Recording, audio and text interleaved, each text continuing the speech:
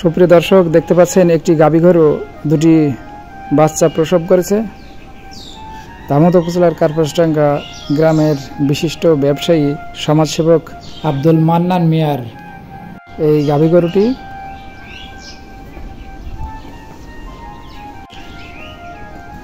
দেখতে পাচ্ছেন দুটি বাছুর। এর আগে কি দুটি বাছুর হয়েছিল এই গাভীর? না, এই প্রথম। কি জাতের এটা? তাই? বাছুরের জন্ম হয়েছে কবে?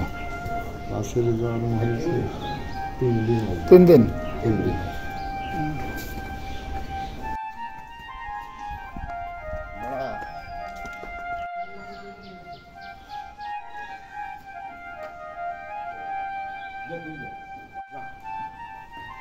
যা